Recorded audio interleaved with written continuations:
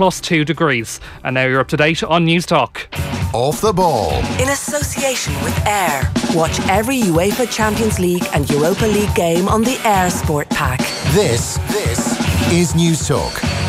How's it going? You are very welcome along to Thursdays Off the Ball. Nathan with you until 10 o'clock this evening. So a massive weekend of boxing ahead. 80,000 will be at the Principality Stadium in Cardiff to watch Joseph Parker see if he can dethrone Anthony Joshua on Saturday night. It's a big night for Ryan Burnett as well, defending his world title as part of the undercard. And after a year out with a hand injury, Jason Quigley is back in Massachusetts on Easter Sunday. Andy Lee is going to join us in studio just after 8 o'clock to talk through all of that. The GAA's new Director General Tom Ryan, just starting afresh. We're going to chat to Michael Moynihan about some of the challenges he's going to face in the short term and over the next 7 years or so, and a lot of football to come as well, as always on a Thursday. John Giles will join us at 7:30, and on the football show, Pat Nevin, we haven't spoken to him in a little while. We're going to get his thoughts on the international break and the return of the Premier League this weekend and what we can look forward to in the final third of the season. Graham Hunter also chatting about a brilliant Spain over the international break and also the resumption of La Liga. 53106 is the text number.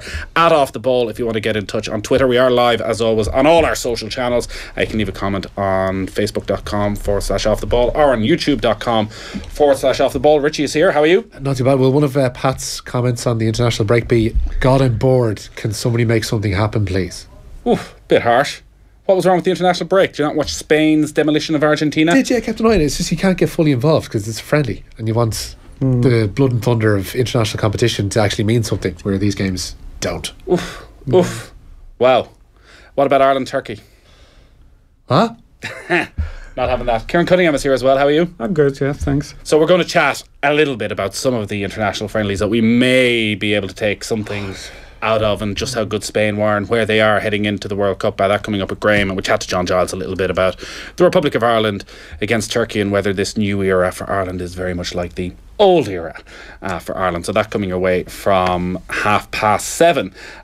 Kieran, interesting looking at the papers. I want to get your thoughts on this today. Back pages of pretty much all the newspapers and the sports sections. Nothing at all about the Belfast rape trial. Nothing at all about Paddy Jackson or Stuart Olding in any of the sports sections, more or less. The Examiner have the question on the front of their sports section. Next step, what now for acquitted Ulster and Ireland duo? You're a columnist with the Star. Is there a particular reason why the sports sections have avoided covering it today? Well, I think it's not just today. All along, it's been treated as a news story because it is a news story. I know that they have it's got such a high profile because of their stature in sport. But well, we've had a very mixed response, probably 50-50 at best, wondering why, as a sports show, we were covering this, that it has nothing to do with sport, that it's completely outside the annals of sport, and why are we talking about it every week? We felt it was something very important because clearly of the characters involved, but also because of maybe some of the attitudes of people who listen to our show and trying to give them a fully informed viewpoint. But again, at least 50-50 would be, lads, it's not sport, keep away with it. Yeah, and I know that's out there. Like, I see that kind of feedback. Like, you do get that kind of flack quite a lot. I notice when you touch on anything and any social or political issues, and some people do like to keep it just strictly separated, but I don't think you can do. And I think it's become I think you will see more coverage in the sports pages in the next few days. And the big question is that the reason then, simply that actually a lot of the stuff that's in the news pages is very legalistic, it's very technical, it goes through the trial, there's not a huge amount of opinion pieces, whereas actually people writing for the sports sections want to take their time, want to spend 2 or 3 days thinking about what their actual opinion is going to be. Yeah, well, I think but I think part of it as well is like the verdict took people by surprise yesterday, in that it came so quickly. Nobody expected it to come so quickly, and I think news desks just took it over. Like, I don't think there was no collaboration. You didn't have newspapers ringing around saying, no, sport, just stay away from all of this. I think it just suddenly became this massive news story, as it was on radio shows, etc., and TV all day, and it was current affairs shows that were covering it. So I do think it will move into sport now, because there will be a big question: can they play for Ulster and Ireland again? And that is the question they ask on the front of the Irish Examiner sports section. And There were a lot of inconsistencies surrounding a whole host of aspects around this case. One thing that most definitely wasn't in doubt was what was said in the WhatsApp groups amongst those involved. Now, Martina Devlin was on OTB AM this morning, and she was talking about the content of those WhatsApps. Every person I've spoken to, male and female, what they come back to is the WhatsApp messages, the spit roasting, the top shaggers, the merry-go-round. That language really is jaw-dropping. But look, you two are guys. Would you say this is normal? No, I wouldn't say. I would hope it isn't. And yet, it's not stuff that you wouldn't have seen at various stages. Like, there's definitely, like, and, you know, you pick your mates. Like, you don't hang around with people who speak like that. And sometimes you step in and go, shut up. And then sometimes you go, I'm just going to keep reading my phone here. But it's not unheard of, I would say. I wouldn't say that it's a tiny coterie of people.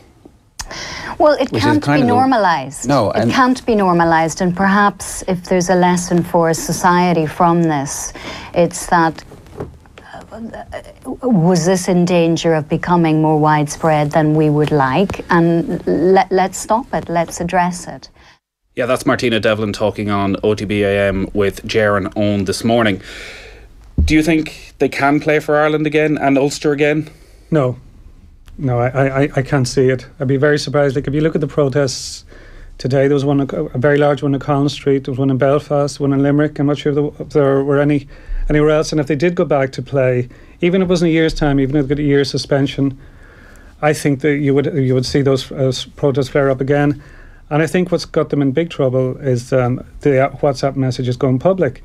I think it's very hard for the rugby authorities now. Like, you look at this has happened. These guys are in Belfast. The Women's World Cup final was in Belfast. There's been a big push to promote women's rugby in Ireland the last few years at underage level in schools, and clubs have been a huge push to push girls rugby. And I think it's very hard for IRFU or Ulster Rugby to let them play again when those messages are out there that expose very dubious attitudes towards women. How does that manifest itself? Is it going to be the internal review that Ulster and the IRFU are going to conduct is going to produce a ban for both of them, or is it going to be the case where they say that we don't look favourably upon the stuff that's gone on in these WhatsApp messages in particular, and we think it would be better if you sought out your future endeavours elsewhere? Yeah, I genuinely don't know, because it is uncharted territory. I can't think of any example in Irish sport, but I do think that I would think that there are clauses within the contract along the lines of bringing the game into disrepute, and I think that could get them in trouble. You would have to imagine so, that while they have been acquitted of the charges they face, that actually the standards for Ulster and Ireland are different in terms of codes of conduct, what are expected from professional players who are representing Ulster and Ireland. And you say when they go through those WhatsApps, which are indisputable at this stage, that ultimately they may decide that they have breached quite a few protocols. Yeah, and I think people will, the authorities as well, will be very conscious of the level of anger out there. And it's I don't remember any case having this engendered a reaction like this. Like, there was the rape case in Kilkenny years ago, Lavinia Kerwick, one about 20 years ago, that there was a huge reaction as well.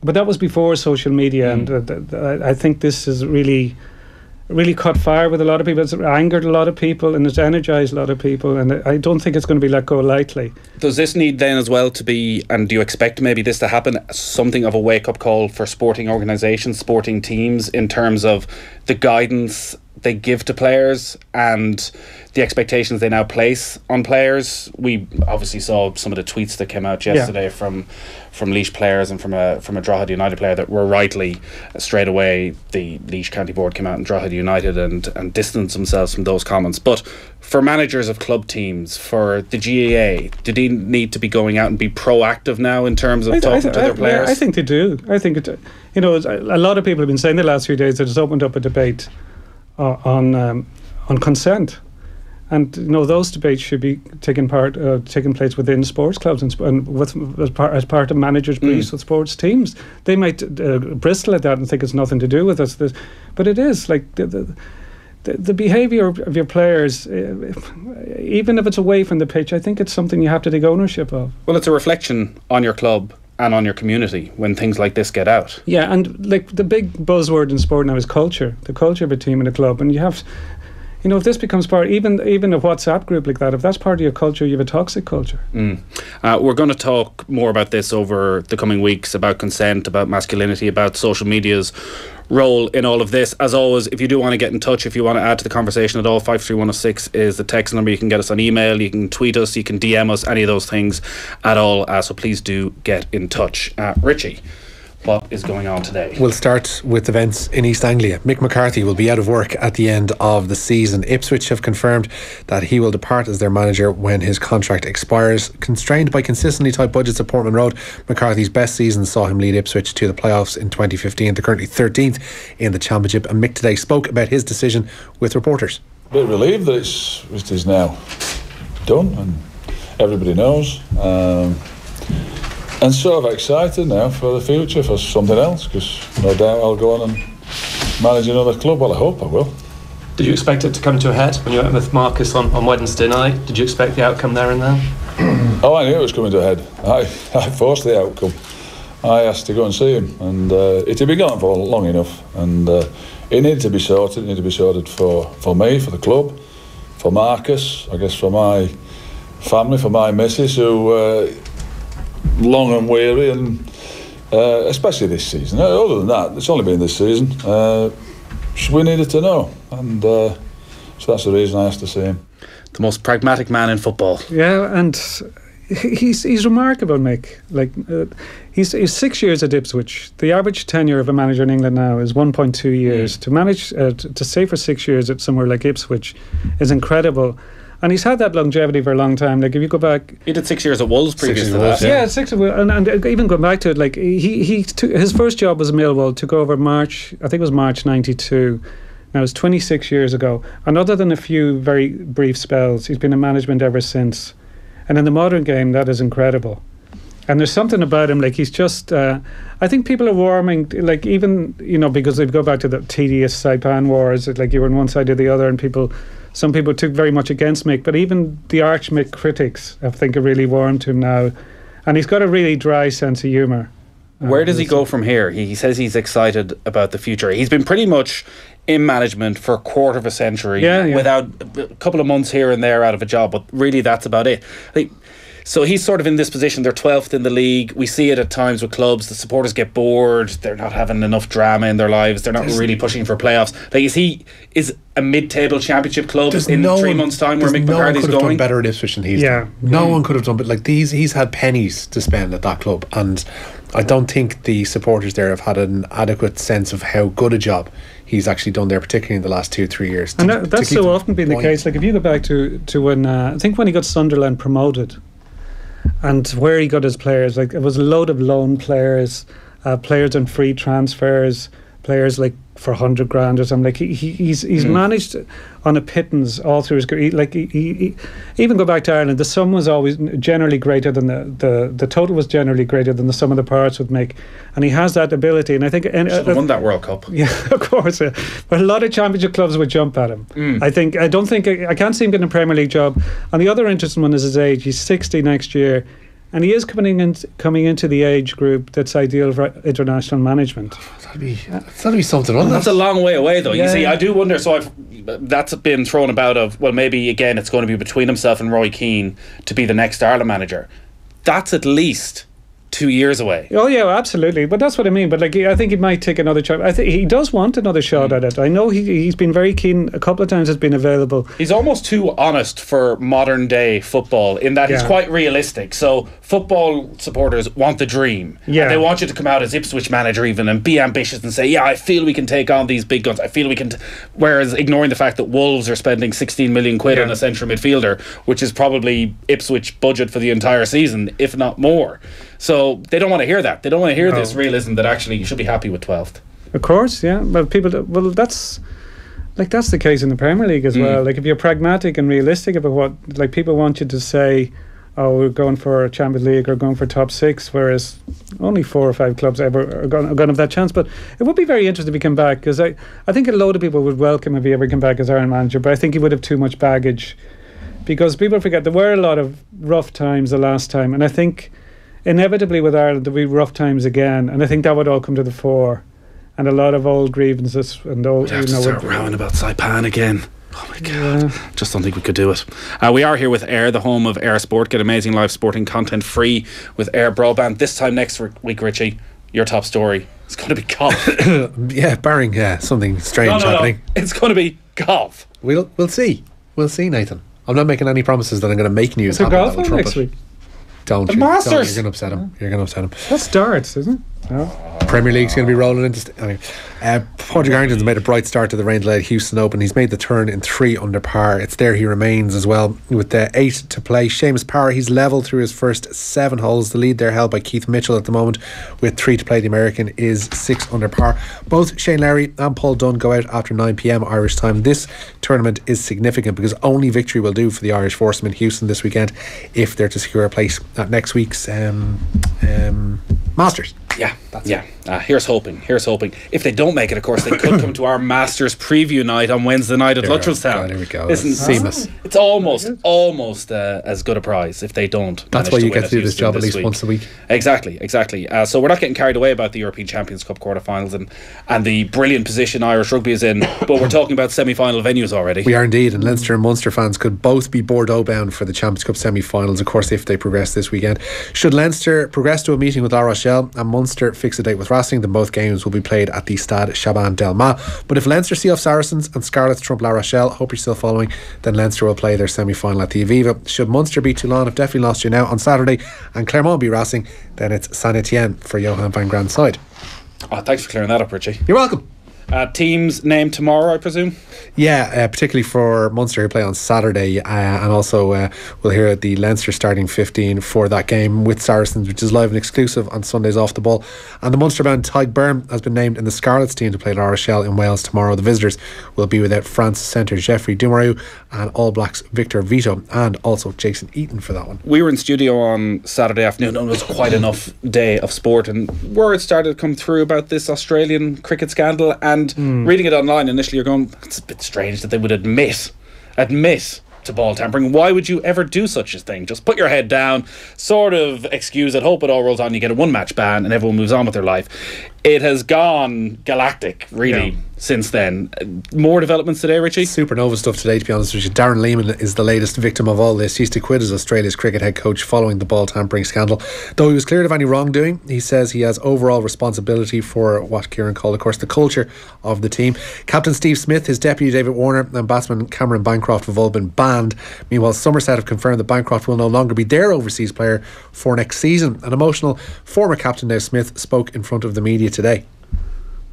I love the game of cricket. I love entertaining young kids. I love kids wanting to play the great game of cricket that I love. The two other things is anytime you think about making a questionable decision, think about who you're affecting. You're affecting your parents, and to see the way my old man's been and thanks everybody. And my mum,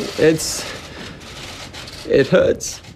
Following on from that press conference, Lehman announced his decision to quit and also his reasons for doing so. Australian cricket needs to move forward, and this is the right thing to do. I really felt for Steve, and as I saw him crying in front of the media, and all the players are really hurting. As I've stated before, I had no prior knowledge of the incident and do not condone what happened at all. But good people can make mistakes. My family and I have copped a lot of abuse over the last week, and it's taken its toll on them.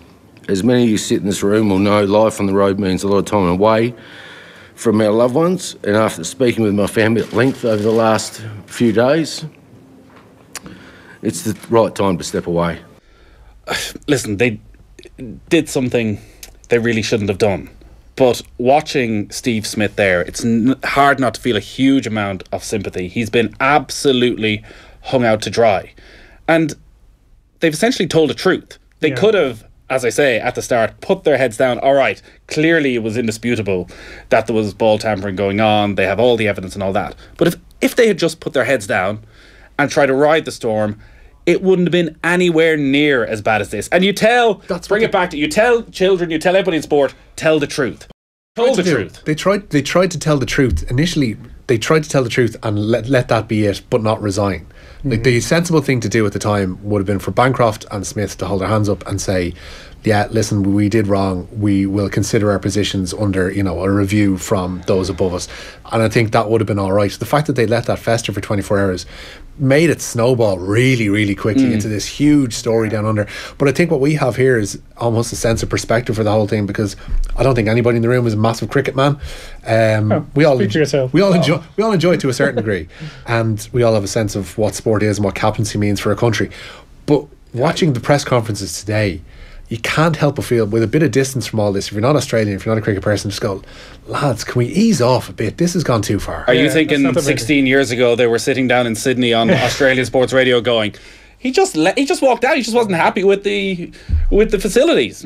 Now the Prime Minister is getting involved. Why doesn't he just But there's also, Nathan, there's a huge amount of hypocrisy involved, because there is this gentlemanly veneer to cricket that's always been there. But I think of all sports, cheating is endemic in it at all levels. Like, you go to lower levels here or in the UK. Like, sledging comes from cricket. Like, we talk it often as a GA problem or GA issue, but that's where it originated. Like, sledging is a huge issue. But the ICC have said today that they're going to review the suspensions for ball tampering. Right now, it is one test match. That's how seriously they take ball tampering. And you look back, as I was doing because straight away you see the criticism, and I think a lot of the criticism from within cricket is because the Aussies have been quite pious in their attitude that we're above all this, and they are the first in whenever there's any controversy involving England or South Africa or anybody else. So everybody was waiting to have a pop at them. But you look through every country in ball tampering accusations, and some of the greatest players in the game have been accused, and have just got on with it. Yeah, well that's not accused, like, found guilty. Yeah, like I remember a lot of these stories over the years, but gamesmanship generally goes on all the time in cricket, and as you say, ball tampering does. So it's kind of weird how this one has blown up so much. I think it's maybe because it didn't, just the way it was handled early on, like it just kind of mushroomed. And but you do feel like there's guys being like there's an hysterical reaction to it now, and like, there's so much made about mental health in sport, and like, it's not that big a deal. Leave these fellas alone. Seeing the Somerset saying they're not going to have Bancroft as their overseas players, like everybody now wants to be seen to be doing something, and it's just gone beyond. Text in on that. As an Aussie living here, you've got to understand that cricket is so important to the Aussie ethos. It's not just playing, but how you play it, and you don't cheat, says Mark in Donegal. But you sledge. You're Dennis Lilly. But there's loads of cheating in cricket.